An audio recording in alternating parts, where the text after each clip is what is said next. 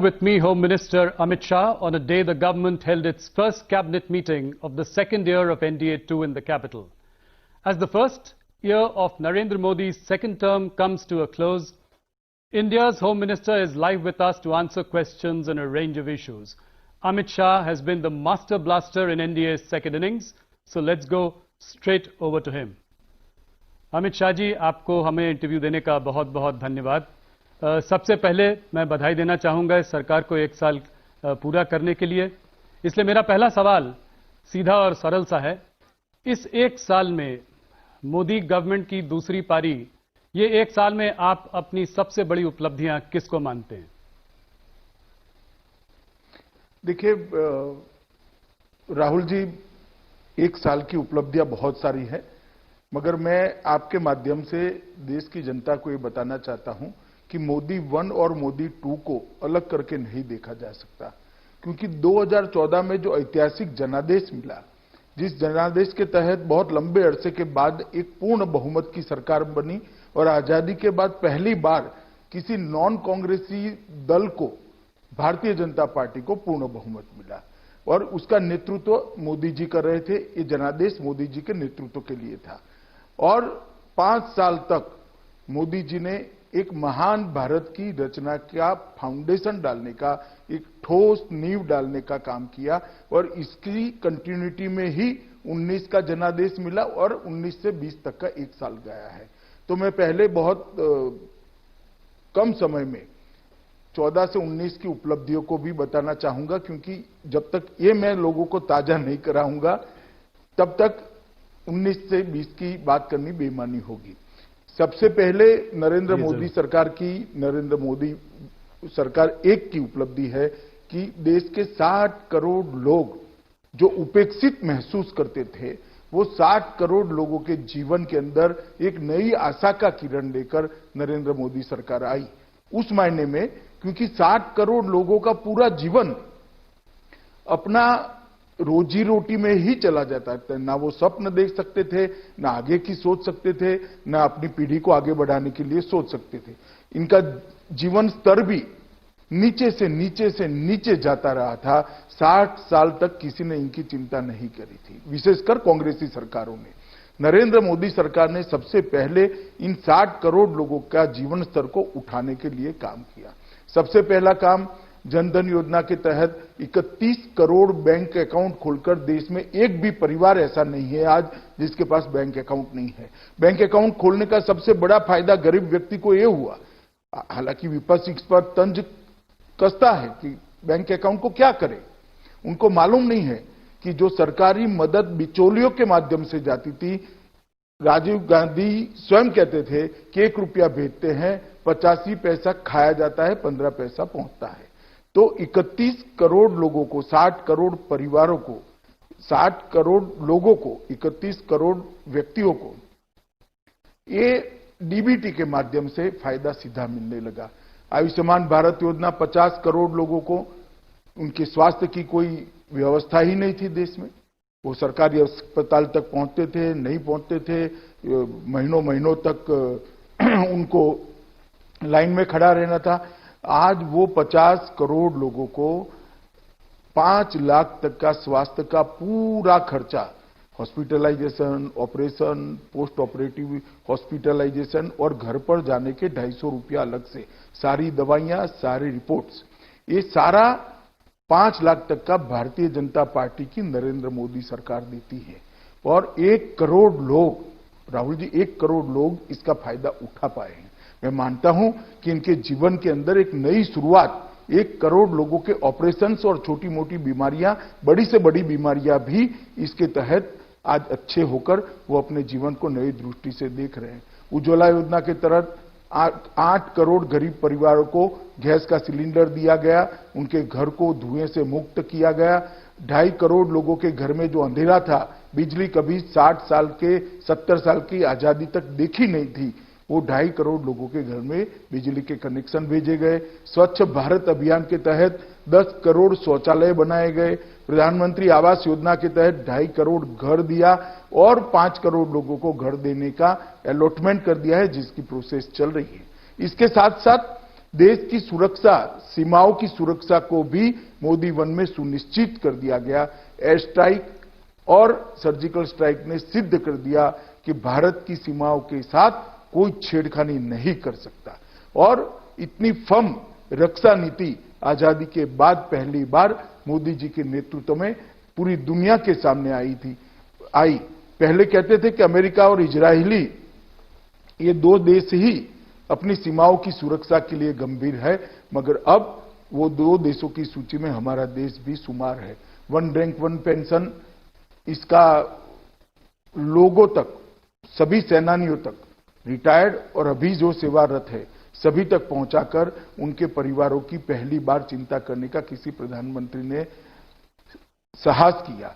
GST के माध्यम से पूरे देश को एक कर के खाके के नीचे लाने का काम भारतीय जनता पार्टी की नरेंद्र मोदी सरकार किया। ढेर सारे आर्थिक सुधार, रिफॉर्म, ईज ऑफ डूइंग में विश्व में तालिका में अपना नंबर ऊपर ऊपर ऊपर जाता रहा। ढेर सारे आर्थिक सुधार किए गए। 1.5 गुना लागत से 1.5 गुना एमएसपी का स्वप्न किसान कभी देख नहीं पाता था, हमने उसको वास्तविकता में परिवर्तित किया। ओबीसी आयोग को संवैधानिक दर्जा देकर हमने 70 साल से पिछड़ा वर्ग के करोड़ों लोग जो अपने आप को संवैधानिक दर्जा न मिलने से अपमानित महसूस करते थे, उनको संवैधानिक दर्जा दिया। और गरीब सवर्णों को भी आजादी के बाद पहली बार नौकरी एवं शिक्षा दोनों जगह पे 10% आरक्षण देने का काम किया। और इस सब का असर ये आया कि पहली बार पूर्ण बहुमत की दूसरी भारतीय जनता पार्टी की सरकार बनी और ज्यादा सीटों के साथ बनी। और ये जनता का आशीर्वाद लेकर मोदी जी ने 2019 में 31 मई को दूसरी पारी शुरू की। आज इसका 1 साल समाप्त हो चुका है। दूसरी पारी शुरू होते ही जो गरीब कल्याण का, अंत्योदय का एक यज्ञ नरेंद्र मोदी जी ने शुरू किया था, इसके अंदर नए जल शक्ति मंत्रालय का निर्माण कर एक और चीज जोड़ी। घर दिया था, बिजली दी थी, शौचालय दिया था, गैस दिया था, उनको बैंक अकाउंट दिया था। और अब जल शक्ति मंत्रालय का निर्माण कर जल जीवन मिशन के माध्यम से देश के 25 करोड़ घरों के अंदर शुद्ध पीने का पानी पाइप से देने की योजना लेकर आए हैं। राहुल जी, अकेली योजना अपने आप में 1 साल की उपलब्धि के लिए बहुत बड़ी बात है। शायद दुनिया का कोई देश, कोई नेता इतना बड़ा साहस नहीं कर सकता। पीएम किसान सम्मान निधि के तहत लगभग 9.5 करोड़ किसानों को अब तक उनके खाते में सीधा 72,000 करोड़ रुपया हमने भेज दिए। राहुल जी जब प्रचार में निकले थे तो कहते थे किसानों के ऋण माफ करो। मैं उनको पूछना चाहता हूं, 10 साल आपकी सरकार रही, 10 साल में 3.5 करोड़ किसानों का 60,000 करोड़ माफ किया था आपने। हमने 9.5 करोड़ किसानों के खाते में अब तक 72,000 करोड़ रुपया डाल दिया है और ये 5 साल तक चलने वाला है। किसान, मजदूर, छोटे व्यापारी, असंगठित क्षेत्र के श्रमिकों को पेंशन की सुविधा करी, ये पहली बार की गई है। व्यापारी कल्याण बोर्ड का निर्णय कर हर व्यापारी को अपने भविष्य को उज्जवल बनाने का एक रास्ता हमने प्रशस्त किया। दशकों से तीनों सेनाओं के बीच में कोऑर्डिनेशन के लिए चीफ ऑफ डिफेंस स्टाफ की मांग बहुत सारी कमिटियों ने भी करी, बहुत सारे एक्सपर्ट भी कहते थे। और दुनिया भर की रक्षा की अलग अलग रणनीतियों का अभ्यास करते हैं तो सीडीएस बहुत महत्वपूर्ण था। भारत जैसे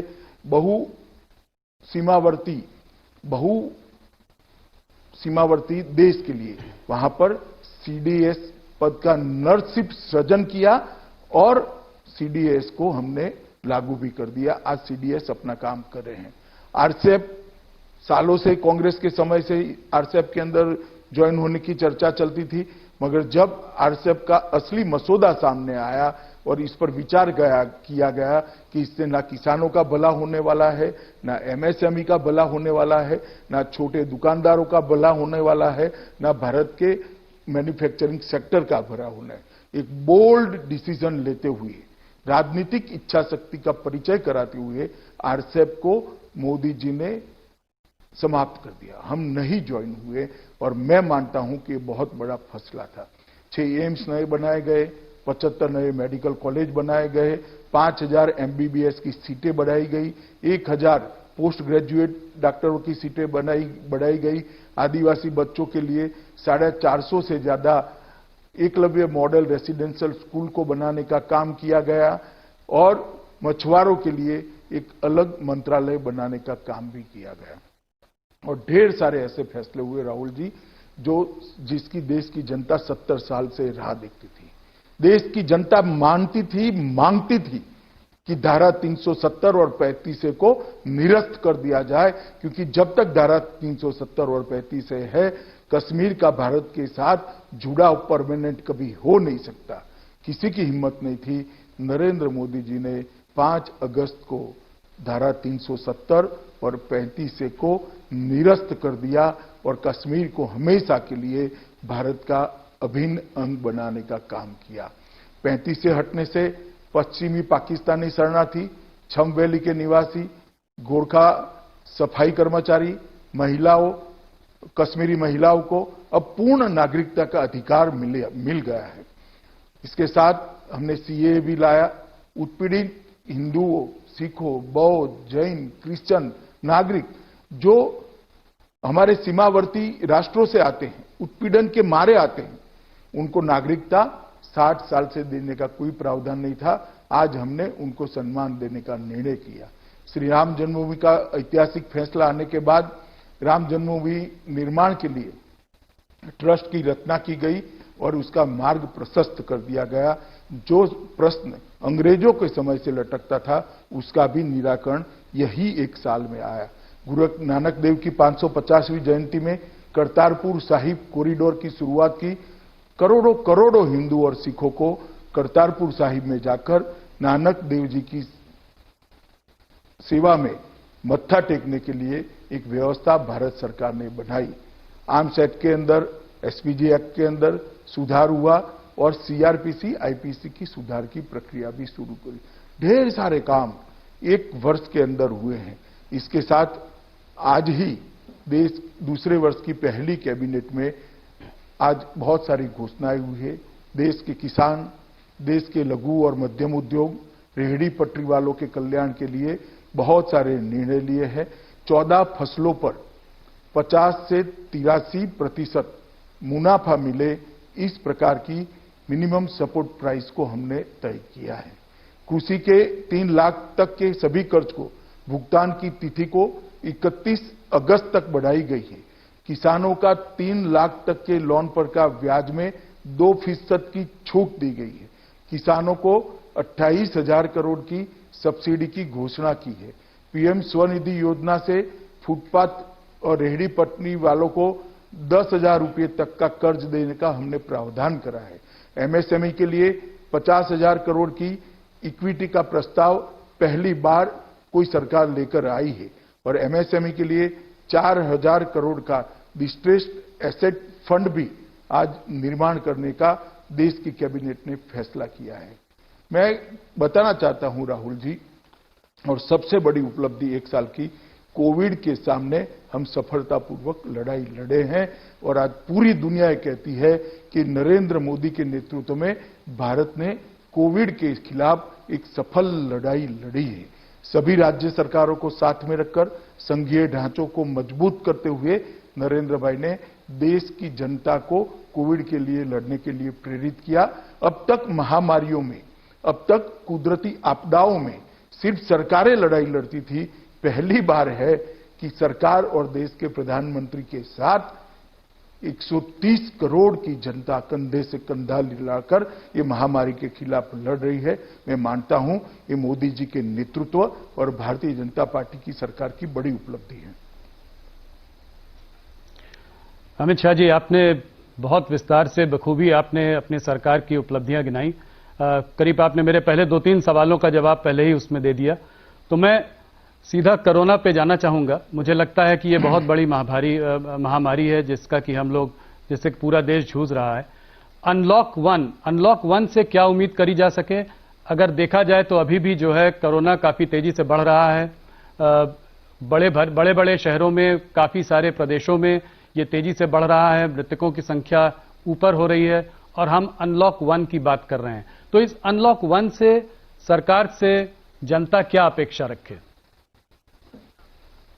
देखिए, ऐसे आइसोलेशन में मुझे लगता है मैं जवाब दूंगा तो जनता को समझने के लिए थोड़ी तकलीफ आएगी। मैं आपको कोरोना के खिलाफ मोदी जी के नेतृत्व में जो रणनीति बनी और भाजपा सरकार लड़ी, इसके लिए थोड़ा डिटेल बात करना चाहता हूं। मोदी जी ने सबसे पहले जनता कर्फ्यू, घंटी बजाओ, दिया जलाओ और कोरोना वॉरियर का सम्मान कर कर देश की जनता को एक साथ जोड़ने का काम किया और पूरा देश एक राष्ट्र, एक जन, एक मन के सूत्र के हिसाब से कोरोना के खिलाफ लड़ा है। सभी राज्य सरकार इरिस्पेक्टिव ऑफ पॉलिटिकल पार्टी केंद्र सरकार के साथ मिलकर ये लड़ाई बहुत अच्छे तरीके से लड़ी है। और इसका परिणाम क्या निकला है? इसका परिणाम ये निकला है कि तुलनात्मक दृष्टि से विश्व के आंकड़ों को हम देखें तो हम काफी अच्छी स्थिति में हैं। मैं ये नहीं कहता हमारे यहां कोई तकलीफ नहीं हुई, मैं ये नहीं कहना चाहता हमारे यहां महामारी फैली नहीं है, हमारे यहां भी महामारी आई है, ये कुदरती आपदा है, परंतु विश्व के सापेक्ष में उसको देखना पड़ेगा, कंपेरेटिवली इसको देखना पड़ेगा। मैं आज आपको बताना चाहता हूं कि प्रति लाख आबादी भारत में 12.6 लोग कोरोना से प्रभावित है और विश्व की औसत, राहुल जी, 77.6 लोग हैं विश्व की औसत, इससे बहुत कम है। अमेरिका में प्रति लाख आबादी 542 लोग हैं, जर्मनी में प्रति लाख आबादी 217 लोग हैं और ब्राजील में प्रति लाख आबादी 195 लोग हैं। ये आंकड़े बताते हैं कहां 542 और कहां 1206, कहां 195, कहां 12.6, कहां 217, कहां 12.6। ये सारे विकसित देशों की तुलना में भी हम बहुत अच्छे से इसको कंटेन कर पाए हैं। ये वास्तविकता है और ये आंकड़े पूरे देश के पंडित स्वीकार करते हैं। देश में रिकवरी की दर 25 मार्च को 7.10% थी, अब रिकवरी की दर बढ़कर 42.7% हो गई। मैं कल के आंकड़े दे रहा हूं। फैटेलिटी रेट, मृत्यु का दर भारत का 2.8% है, विश्व का एवरेज 6.15% है और प्रति लाख जनसंख्या मृत्यु अमेरिका में 31.6 है, ब्राजील में 12.1 है, जर्मनी में 10.2 है, वैश्विक औसत 4.7 है और भारत 0.4 पर खड़ा है। ये बताता है कि हमने कोरोना के खिलाफ बहुत अच्छे से लड़ाई लड़ी है और ये सफलता तब मिली है जब मोदी जी ने सभी राज्य सरकारों को साथ में लिया, 130 करोड़ लोगों को साथ में लिया और हम आगे बढ़े। आप जब अनलॉक 1 की बात कर रहे हैं, मैं इतना ही कहना चाहता हूं कि अब सारे जिलों के अंदर स्वास्थ्य सुविधाएं ठीक ठाक कर ली गई है। वहां होमगार्ड से लेकर पुलिस से लेकर पंचायत के कर्मचारियों की ट्रेनिंग हो चुकी है और वहां स्वास्थ्य कर्मियों की भी ट्रेनिंग हो चुकी है, सारे प्रोटोकॉल्स तय हो चुके हैं, तब जाकर अनलॉक 1 में हम आगे बढ़ रहे हैं। ये जब तक इसका टीका या दवाई नहीं मिल सकती, ढूंढी नहीं जाती, तब तक ये महामारी के साथ जीने का पूरी दुनिया ने आदत डालनी पड़ेगी, भारत ने भी डालनी पड़ेगी। परंतु लॉकडाउन पीरियड का उपयोग करते हुए नरेंद्र मोदी जी के नेतृत्व में हमने सारी व्यवस्थाओं को चुस्त दुरुस्त करने के बाद अनलॉक 1 की दिशा में गए हैं। मुझे भरोसा है अनलॉक 1 के साथ मोदी जी ने जो आत्मनिर्भर भारत का नारा दिया है, इसके साथ भारत पोस्ट कोविड दुनिया के अंदर अपना स्थान और दैदीप्यमान जगह पर ले जाएगा, ऐसा मुझे पूरा भरोसा है। अमित शाह जी, एक चित्र जो इस पूरी महामारी में भारत से उभर कर आया है वो है माइग्रेंट लेबर का, प्रवासी मजदूर का। जगह जगह पर देखा गया है कि प्रवासी मजदूर जो है वो अपने घर से निकल पड़े हैं, बड़े शहरों को छोड़कर अपने गांव की ओर जा रहे हैं, पैदल चल रहे हैं और उनको बड़ी संकटों की जो है समस्या से निपटना पड़ा है। क्या आपको लगता है कि सरकार ने जब ये लॉकडाउन अनाउंस किया था तो कुछ जल्दीबाजी कर दी? कुछ दिन अगर रुक जाते, थोड़ा माइग्रेंट लेबर की भी बात सोचते, उनको पहले गांव भेज देते और उसके बाद लॉकडाउन लगाते, तो क्या वो ज्यादा ठीक रहता? देखिए, ऐसा कहना उचित नहीं है। अगर पहले इनको भेजने की व्यवस्था करते तो स्टैंपेड होने की पूरी संभावनाएं थी। गांवों में अभी स्वास्थ्य सेवाएं तैयार भी नहीं हुई थी, राज्य भी उनको लेने के लिए तैयार नहीं हुए थे। उस वक्त हमारी क्वारंटाइन करने की व्यवस्था भी ठीक नहीं थी और टेस्टिंग व्यवस्था भी अभी बन रही थी हमारे देश की, और ये सारा 2 महीने के अंदर हमने तैयार किया। और मैं जहां तक प्रवासी मजदूरों का सवाल है, आपको कहना चाहता हूं, जिस दिन से लॉकडाउन आया, राज्य सरकारों ने कैंप लगाए हैं, उनकी भोजन की व्यवस्था करी है, और केंद्र सरकार ने 11,000 करोड़ रुपया एसडीआरएफ फंड के तहत, एनडीआरएफ फंड के तहत राज्यों को दिया है, जिसके माध्यम से कलेक्टर एक कैंप लगाकर सभी प्रवासी मजदूरों को भोजन करा सकें। और 1 मई से हमने ट्रेनें भी शुरू कर दी। उसके पहले 20 अप्रैल से बस सेवा शुरू करी, और बस सेवा के माध्यम से लगभग 41 लाख श्रमिक आसपास के राज्यों में भेजे। जैसे गुजरात से राजस्थान जाना है, महाराष्ट्र से गुजरात जाना है, आंध्र से तेलंगाना जाना है, तेलंगाना से केरल जाना है, कर्नाटक से केरल जाना है। इस प्रकार के नजदीक के राज्यों के अंदर जो श्रमिक प्रवासी मजदूर जाना चाहते थे, उनको बसों के माध्यम से लगभग 41 लाख लोगों को पहुंचाया गया, और सारे के सारे श्रमिक 41 लाख श्रमिक सरकारी खर्चे से पहुंचे हैं। 1 मई से श्रमिक ट्रेन चालू कर दी गई। लगभग 4,100 से ज्यादा श्रमिक ट्रेन अब तक चल चुकी है, और 55 लाख 55 लाख श्रमिक मजदूर अपने गंतव्य स्थान पर पहुंचे हैं। मैं स्वीकार करता हूं, कई लोगों को तकलीफ पड़ी है, उनके लिए हमारी भी संवेदना है, देश के प्रधानमंत्री की भी संवेदना है, सभी राज्य के मुख्यमंत्री भी द्रवित, परंतु ऐसा नहीं है कि व्यवस्था नहीं हुई है। कुछ लोग धैर्य खो बैठे और रोड पर चलना शुरू कर दिए। तब भी हम मूक दर्शक नहीं बने, हमने रोड पर बसें चलाई, और बसों के माध्यम से लाइन पर के किसी रेलवे स्टेशन पर उनको पहुंचाया गया, और रेलवे से उनके गांव तक पहुंचाने की व्यवस्था करी गई। फिर भी कई लोग रोड पर गए हैं। मैं इतना ही कहना चाहता हूं कि जो लोग सरकारी व्यवस्था से ट्रेनों के माध्यम से गए, इनके किराए का भी मुद्दा उठाया जाता है। मैं आज स्पष्ट करना चाहता हूं आपके कार्यक्रम के माध्यम से, सबका किराया राज्य सरकारों ने उठाया है 15%, खर्चे का 85% रेलवे ने उठाया है, भारत सरकार ने उठाया है। सबको रेलवे ने लगभग 1.25 करोड़ लोगों को मुफ्त भोजन दिया है, 2.5 करोड़ पानी की बोतल वितरित की गई है। उनके गृह राज्य के अंदर पहुंचने के बाद उनको बसों में बिठाकर क्वारंटाइन सेंटर पर पहुंचाया गया, और मुझे लगता है कि क्वारंटाइन करने के बाद उनको भी लगा कि नहीं, ये व्यवस्था ठीक है। सबको वहां राज्य सरकार के खर्चे से भोजन कराया गया, और उनको घर पर पहुंचाने की व्यवस्था की। साथ में टिकट प्लस 500 रुपया, कोई राज्यों ने 2,000 रुपया, कोई राज्यों ने 1,000 रुपया, कुछ राज्यों ने, यूपी जैसे राज्य ने साथ में किट भी देने का काम किया। और ये सारी योजना सुचारू रूप से चले, इसके लिए हमने बहुत प्रयास किए हैं, और इसी का नतीजा है कि 1 करोड़ 10 लाख से ज्यादा प्रवासी मजदूर आज अपने अपने घर पर पहुंचे हैं, और ढेर सारे लोगों ने अपना क्वारंटाइन पीरियड भी समाप्त कर घर पे परिवार के साथ रहना भी शुरू कर दिया है। हाँ, परंतु राहुल जी, ये बात आपकी सही है, कुछ ऐसे दृश्य हुए जो नहीं होते तो ज्यादा अच्छा था।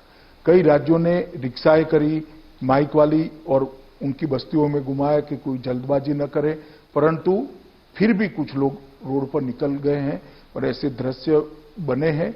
5-6 दिन तक ये चला।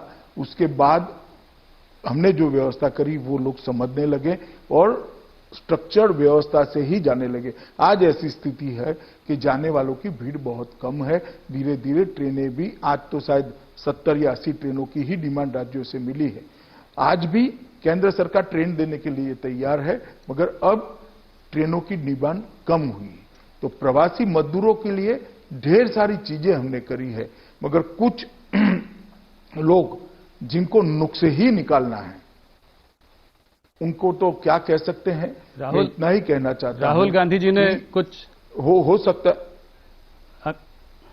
अमित शाह जी, राहुल गांधी जी ने कुछ बड़े इकोनॉमिस्ट से सलाह की है, बातचीत की है, रघुराम राजन जी से बातचीत की है, उन्होंने अभिजीत बैनर्जी से बात करके ये कहा कि ये पैसा जो है माइग्रेंट लेबर को सीधा देना चाहिए था। तो कोई स्पेशल पैकेज सरकार सोच रही है प्रवासी मजदूरों के लिए आने वाले समय में? मैं आपको बताता हूं, देखिए राहुल जी उनकी योजना लेकर घूम रहे, 7,500 रुपया हर एक के बैंक अकाउंट में डाल दो। चुनाव में भी उन्होंने न्याय नाम से योजना घुमाई थी, मगर देश की जनता ने उसको रिजेक्ट कर दिया। वो जानते नहीं है कि योजना रिजेक्ट हो चुकी है और 1 साल हो गया, फिर भी कैसेट वहीं बज रही है। मैं आपको बताना चाहता हूं, कुल 41 करोड़ लोगों को 53,000 करोड़ रुपया भारतीय जनता पार्टी की नरेंद्र मोदी सरकार ने सीधा डीबीटी के माध्यम से इनके बैंक अकाउंट में पहुंचा है। जनधन योजना में जिनके अकाउंट है, ऐसे 20 करोड़ अकाउंट को 20,000 करोड़ रुपया पहुंचा है और 500 रुपया पहुंचने वाला है, तो और 10,000 करोड़ पहुंचेगा। वरिष्ठ नागरिक, विधवा बहनें और दिव्यांगजनों के लिए 3 करोड़ नागरिकों के लिए 2814 करोड़ गए हैं। 8.2 करोड़ किसानों को 16,394 करोड़ रुपया भेजा है। भवन निर्माण क्षेत्र में काम करने वाले श्रमिकों, कंस्ट्रक्शन में काम करने वाले श्रमिकों को 4,000 करोड़ रुपया सीधा उनके बैंक अकाउंट में गया है। और उज्ज्वला योजना के तहत 7.5 करोड़ मुफ्त सिलेंडर लाभार्थियों को पहुंचाया है। आप सिलेंडर की कॉस्ट गिन लीजिए तो 1,600 रुपया हर एक के वहां गया है और 1 सिलेंडर अभी जाने वाला है। और 36 प्रदेशों में 98 लाख मैट्रिक टन गेहूं और चावल हमने बांटने का काम किया है फ्री ऑफ कॉस्ट। और अरहर दाल लगभग 4.5 लाख मैट्रिक टन अरहर दाल सभी राज्यों में भेजी है और लगभग 2 लाख मैट्रिक टन से ज्यादा वितरण भी हो चुका है। ये नकद सहाय नहीं है तो क्या है? ये नकद सहाय ही है। मगर राहुल जी, कुछ लोग वक्र दृष्टा होते हैं, जिनकी दृष्टि ही वक्र है तो चीज कभी सीधी नहीं दिखाई पड़ेगी उनको। और वक्र दृष्टा लोगों को देश की जनता बहुत अच्छे तरीके से जानती है, ना गंभीरता से उनको लेती है, ना उनके कहे में आती है। पर अमित शाह जी, एक बात आपको माननी पड़ेगी, इस महामारी के कारण मैं जरा प्रवासी मजदूर से आगे बढ़ता हूं। इसके कारण जो अर्थव्यवस्था में जो एक झटका लगा है, जो एक सेटबैक आया है, उससे लाखों लोगों की नौकरियां गई हैं, लोगों की सैलरी कट हुए हैं। तो ये अगर आप लोग जब सरकार में आए थे 6 साल पहले, तो हम लोग का जीडीपी 8% प्रतिशत से ग्रो कर रहा था। आज जो है, आप किसी का भी आंकड़े ले लें, नोम्यूरा के ले लीजिए, गोल्डमैन सैक्स के ले लीजिए, अपने स्टेट बैंक ऑफ इंडिया का भी ले लें, तो सब कह रहे हैं कि नेगेटिव 5% जीडीपी जो है साल भर में देखने को मिलेगा। तो इसको हम कैसे संभालेंगे? जो महामारी का जो इकोनॉमी पर इतना बड़ा झटका है, इसको हम कैसे संभालेंगे? देखिए राहुल जी, मैं आपको एक अलग दृष्टि से एक सवाल पूछना चाहता हूं। दुनिया में आप ऐसा कोई देश निकाल सकते हैं जिसके अर्थतंत्र पर असर नहीं पड़ेगी? ये वैश्विक महामारी है, दुनिया भर के अर्थतंत्र पर असर पड़ने वाली है, भारत के अर्थतंत्र पर भी असर पड़ेगी। तो क्या करें हम? रोना रोए इसका या इसके खिलाफ लड़े? मोदी जी ने इसके खिलाफ लड़ने का फैसला किया है और हिम्मत के साथ देश की जनता का आह्वान किया है कि अर्थतंत्र को भी हम गति देंगे।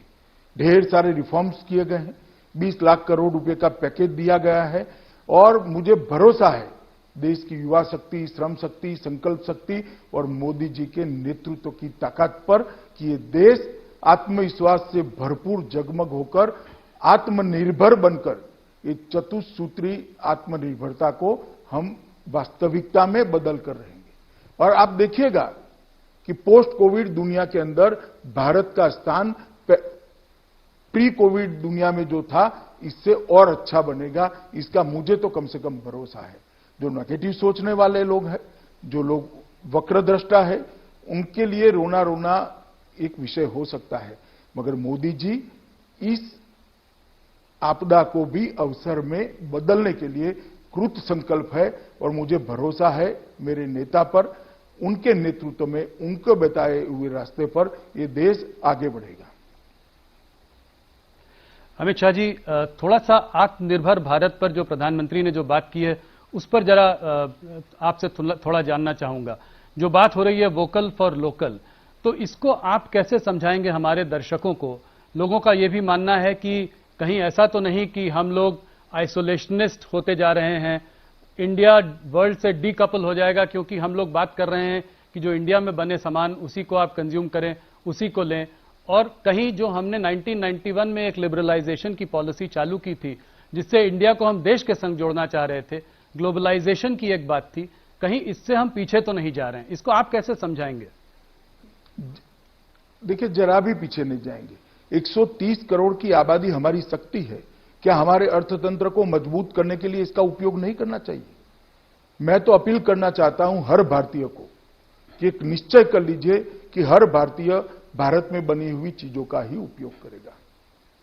कहीं पर भी इससे भारत में निवेश कम होने की संभावना नहीं है, निवेश बढ़ेगा।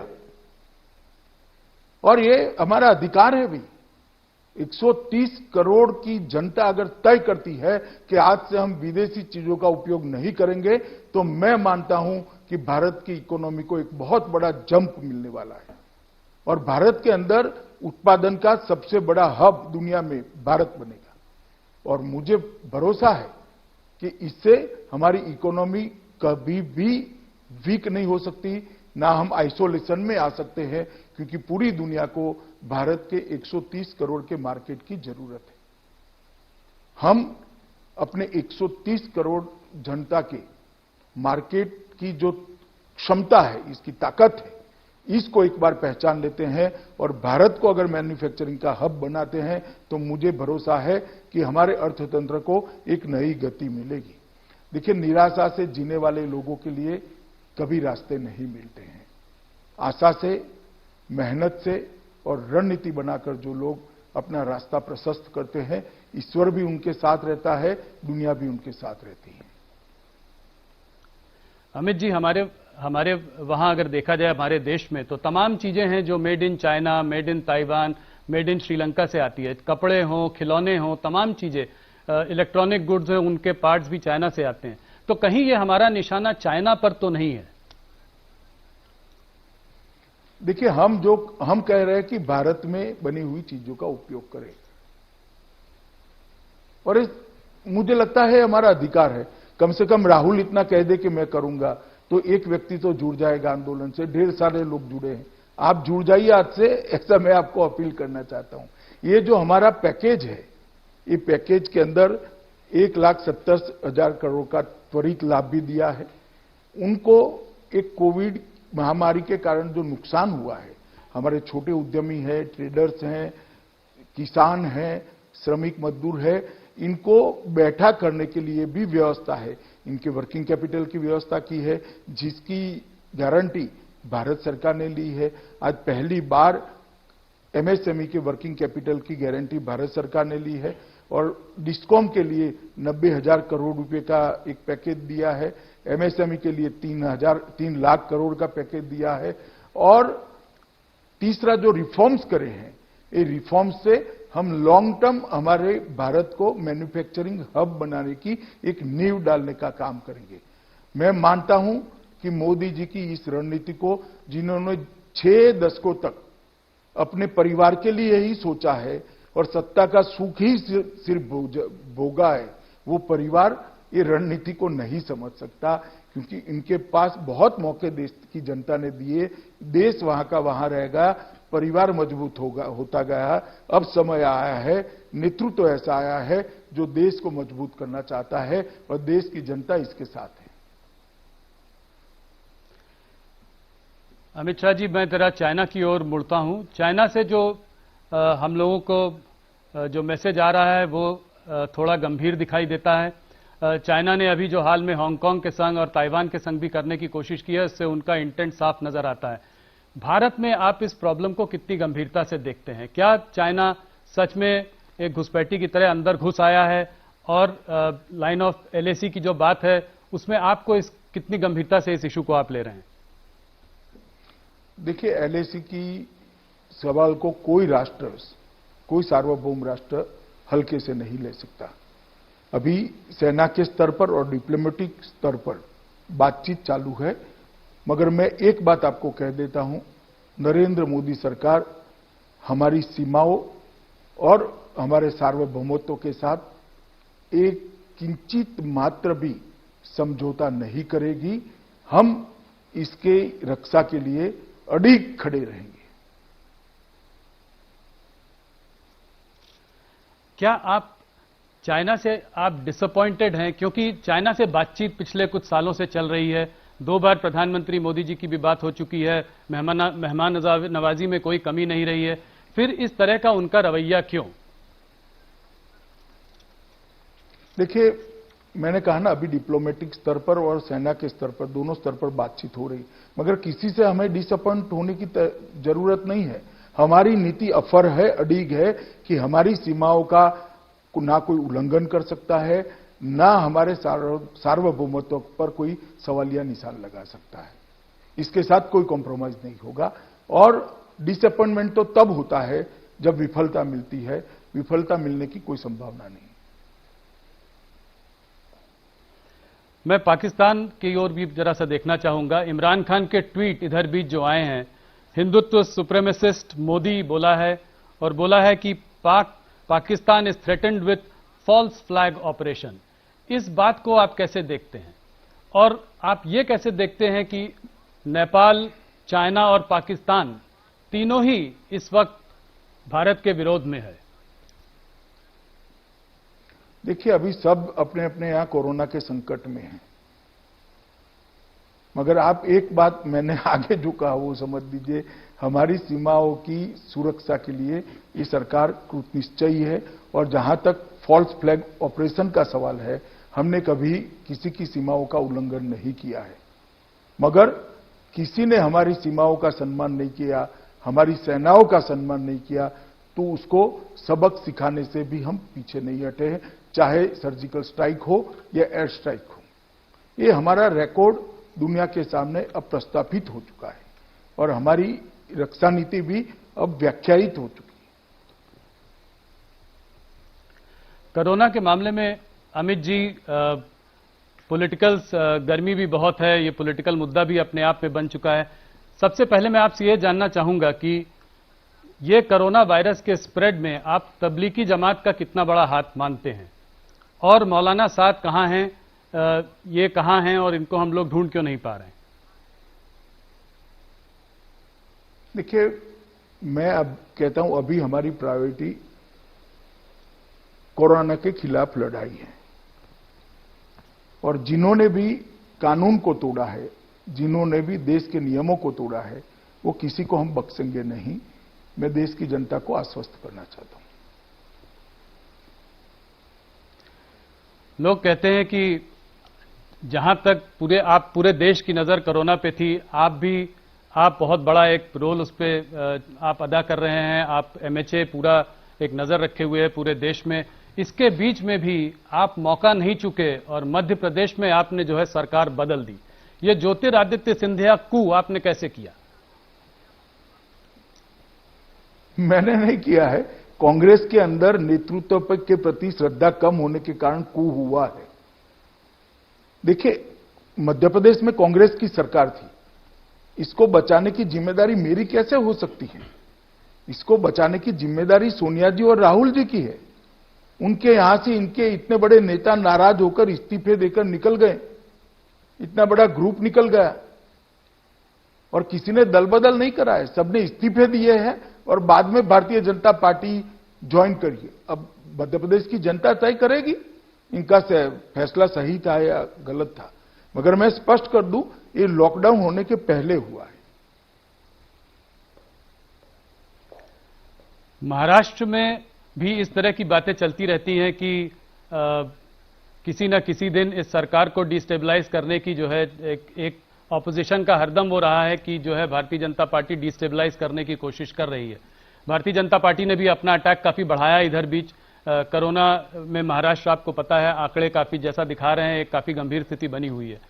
तो क्या आपको लगता है वहां पर भी भारतीय जनता पार्टी का एनसीपी से वापस बातचीत शुरू हो सकती है? वहां पे भी कुछ इस तरह की एक प्रतिक्रिया बन सकती है?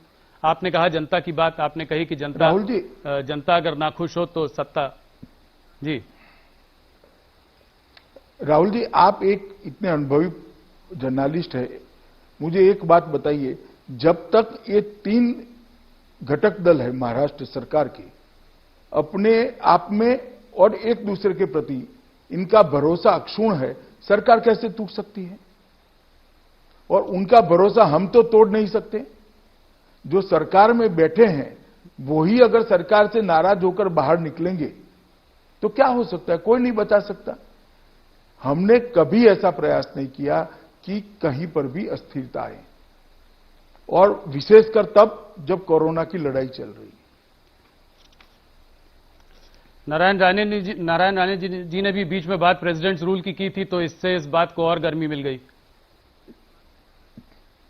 नहीं, वो बयान तो दे ही सकते हैं, वो सांसद हैं, तो बयान देने में उनको कौन रोक सकता है? उनका भी वाणी स्वतंत्रता का अधिकार है। मगर केंद्र सरकार हर मोर्चे पर महाराष्ट्र सरकार के साथ खड़ी रही है कोविड की लड़ाई में। मैं आता हूं वेस्ट बंगाल की ओर। वेस्ट बंगाल में ममता बनर्जी पिछले काफी महीनों देखा गया है कि वो कोई भी केंद्र पर एक अटैक करने में चूकती नहीं है। आपके ऊपर तो खास करके ये तक कहा है कि अमित शाह जी खुद ही क्यों नहीं बंगाल की सरकार चला लेते हैं, एक तानाशाही का माहौल बना हुआ है और जो है जो चाहते हैं बिना किसी से पूछे राहुल मुझे सुन लो, पहले एक बात का जवाब दे दूं। मैं तो नहीं चला सकता। जी मैं सांसद हूं, बंगाल में जाकर मैं सरकार नहीं चला सकता, मगर इनकी इच्छा भारतीय जनता पार्टी वहां सरकार चलाए वो बंगाल की जनता बहुत जल्द पूरी करने वाली है। चुनाव होने दीजिए, भारतीय जनता पार्टी वहां पूर्ण बहुमत के साथ सरकार बनाएगी। जिस प्रकार की अव्यवस्था वहां फैली है, बंगाल की जनता परिवर्तन चाहती है, तो उन्होंने ठीक ही कहा है कि भारतीय जनता पार्टी सरकार चला ले। उनकी मंशा बंगाल की जनता जल्दी पूरी कर दे। बीच में अभी कोरोना वायरस को लेकर भी उन्होंने कहा, जो ट्रेन जा रही थी माइग्रेंट्स को लेकर, उन्होंने कहा कि ये एक पॉलिटिकल कंस्पिरेसी है। उन्होंने कहा कि ये जो है क्या कहते हैं, कोरोना एक्सप्रेस बोला उसको। तो इस सब को आप कैसे देखते हैं? ये वेस्ट बंगाल से सेंटर की जो लड़ाई है ये बढ़ती ही जा रही है, या दरार जो है और गहरी होती जा रही है? हमारी कोई लड़ाई नहीं है, मैं स्पष्ट कर दूं। यूपी के अंदर 1200 से ज्यादा ट्रेनें गई, बिहार के अंदर लगभग 1000 ट्रेनें गई हैं, बंगाल के अंदर 100 ट्रेन भी नहीं गई। और कोई बंगाली अपने राज्य के अंदर वापिस जाना चाहता है और उसको कोरोना एक्सप्रेस का नाम देना, क्या वो बंगाली का अधिकार नहीं है अपने घर वापिस जाने का? मैं आपकी चैनल के माध्यम से ममता दीदी को पूछना चाहता हूं, क्या गुनाह है वो बंगाली नागरिक का जो कहीं तमिलनाडु में बैठा है, गुजरात में बैठा है, महाराष्ट्र में बैठा है, वो अपने परिवार के साथ इस संकट के समय रहना चाहता है, तो उनको वापिस न भेजे केंद्र सरकार? और सब राज्यों ने अपने अपने प्रवासी मजदूरों को लिया है, सिर्फ बंगाल में नहीं गए, सबसे कम बंगाल ने लिया है। आज भी ट्रेनें नहीं ले रही। और मैं मानता हूं कि बंगाल की जनता ये वाक्य को चुनाव में ढंग से याद रखेगी कि जो बंगाली आ रहे हैं उनको आपने कोरोना एक्सप्रेस का नाम दिया है।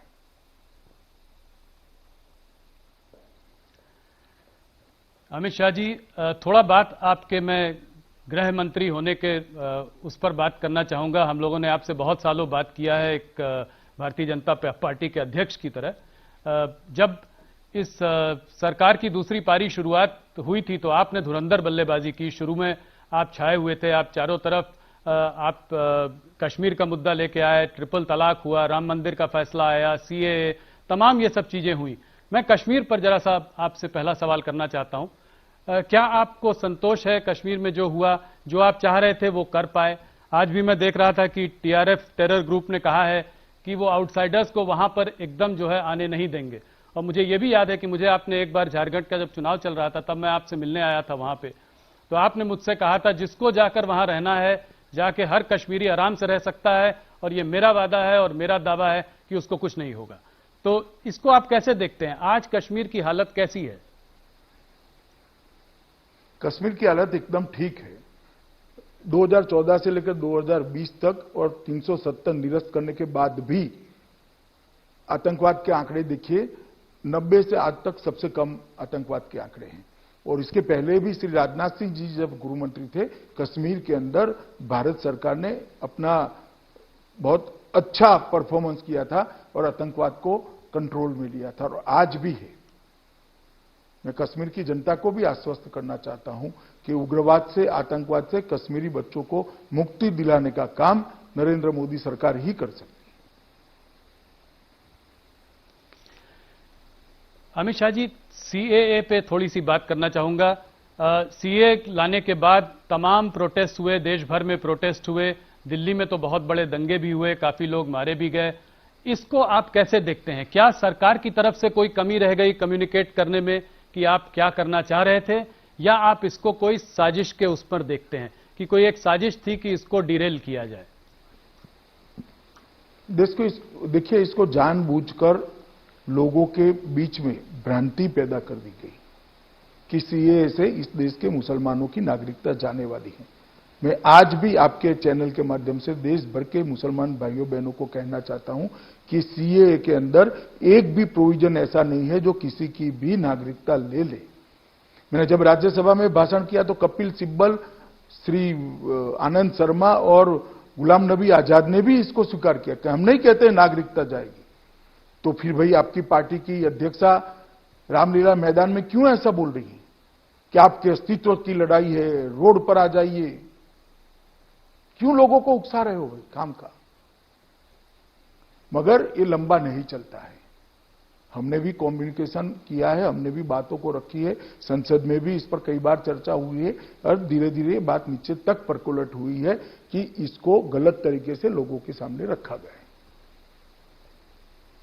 दिल्ली रायट्स, दिल्ली में जो रायट्स हुए उसकी जांच की रिपोर्ट कब तक उम्मीद की जा सकती है और उसमें क्या होगा? क्या एक्शन लिया जाएगा उनके खिलाफ जिन्होंने दंगों को भड़काया है?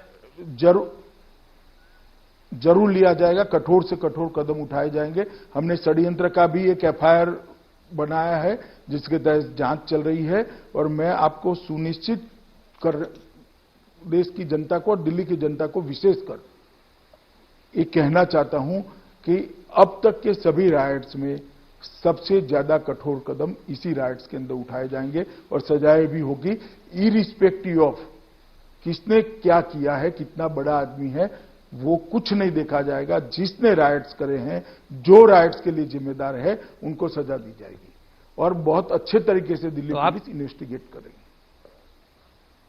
तो आप कह रहे हैं कि बड़े बड़े नेता भी इसके घेरे में आएंगे? मैंने नेता शब्द प्रयोग नहीं किया। कोई भी बड़ा आदमी हो मगर राइट्स के लिए अगर जिम्मेदार है तो वो जरूर सजा प्राप्त करेगा। अमित शाह जी, एक सीधा सवाल आपसे करना चाहता हूं, क्या आपकी सरकार एनआरसी के लिए भी कटिबद्ध है? देखिए, मैंने सीए के वक्त प्रेस कॉन्फ्रेंस कर कहा था कि अभी सीए लेकर आए हैं, एनआरसी जब लाएंगे तब इस पर चर्चा करेंगे, और अभी सीए के लिए जो भ्रांति फैलाई गई है उसको हम ढंग से इस देश की माइनॉरिटी को बताना चाहते हैं। क्या आपको लगता है कि आपने पहले 6 महीने में इस सरकार के एक के बाद एक इतने सारे कदम उठाए कि शायद ये सब साथ में देखा जाए तो हो सकता है कि माइनॉरिटी कम्युनिटी को थोड़ा सा लगा हो कि इसमें कुछ खतरा लगा हो और कम्युनिकेशन उतना अच्छा न हो पाया हो? क्या आप इस बात से सहमत हैं? देखिए, ये सारे फैसले 70 साल पहले लेने जैसे थे। बहुत देर हो चुकी थी और मैं मानता हूं उचित समय पर ये निर्णय लिया गया है। अमित शाह जी, हमारे दर्शक ये भी जानना चाहेंगे कि आपकी पाकिस्तान ऑक्यूपाइड कश्मीर पर क्या प्रतिक्रिया रहेगी। अब वहां के शहरों का, मौसम का जानकारी भी हमने देनी शुरू कर दी है दूरदर्शन में, तो अगला स्टेप क्या होगा? देखिए, मेरे समेत, राहुल के समेत, मतलब आपके समेत सभी लोग मानते हैं कि पाक ऑक्यूपाइड कश्मीर भारत का है, और मैंने पार्लियामेंट में भी कहा है कि पाक ऑक्यूपाइड कश्मीर भारत का हिस्सा है और इसमें हम कोई कॉम्प्रोमाइज नहीं करेंगे। और जहां तक रणनीति का सवाल है राहुल जी, इस प्रकार के मसलों की रणनीति प्रेस इंटरव्यू में नहीं बताई जाती। नहीं, रणनीति मत बताइए, जानना ये चाह रहे थे कि आपका कमिटमेंट मैंने कहा ना, भारत का हिस्सा है कश्मीर की ओर। जी, हमारा कमिटमेंट ही है कि ये भारत का हिस्सा है। मैंने आपको बहुत बार इंटरव्यू किया है पहले, आज काफी दिनों बाद इंटरव्यू कर रहा हूं। 1 साल आपने गृह मंत्री की तरह बिताया है। एक मेरा ऑब्जर्वेशन है, मुझे लगता है कि अमित शाह अब थोड़ा मेलो डाउन हो गए हैं। जब आप अध्यक्ष थे तो आप ज्यादा अग्रेसिवली जो है हर मुद्दे पर बात करते थे। आज की बातचीत से लग रहा है कि थोड़ा समझ बूझकर और संभाल के जवाब दे रहे हैं आप। ऐसी बात है कि अभी करोड़ों लोग कोरोना महामारी से दुखी है, पीड़ित है, सबको तकलीफ पड़ी है। जो ग्रसित है उसको भी पड़ी है, जो कोरोना से ग्रसित नहीं है उसको भी पड़ी है। और मैं इनकी संवेदनाओं के साथ हूं। और मैं आज आपको जो जवाब दे रहा हूं वो करोड़ों भारतवासियों की तकलीफों को मेरे जहन में रखते हुए, मेरे मन में, दिल में रखते हुए आपके साथ बात कर रहा हूं राहुल जी। और मुझे लगता है कि अगर इतनी संवेदना मुझ में नहीं है तो व्यक्ति नाते, मानव नाते मेरी भूमिका ठीक नहीं है। अमित शाह जी, आपने हमको इतना समय दिया, हमारे सारे सवालों का जवाब दिया, इसके लिए बहुत बहुत धन्यवाद। आप भी अपनी सेहत का ख्याल रखिए, सुरक्षित रहिए। बहुत बहुत धन्यवाद। नमस्कार। नमस्कार।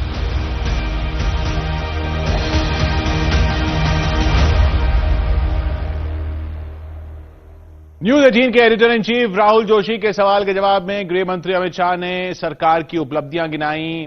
भारत सरकार ने कोरोना से एक सफल लड़ाई लड़ी है, ये बताया। कहा देश की जनता ने कोरोना से जंग में केंद्र सरकार का पूरा साथ दिया। यही वजह कि आज हिंदुस्तान दुनिया के दूसरे देशों के मुकाबले कहीं बेहतर स्थिति में है। प्रवासी मजदूरों के मुद्दे पर गृह मंत्री अमित शाह से सवाल पूछा गया तो उन्होंने कहा कि केंद्र सरकार ने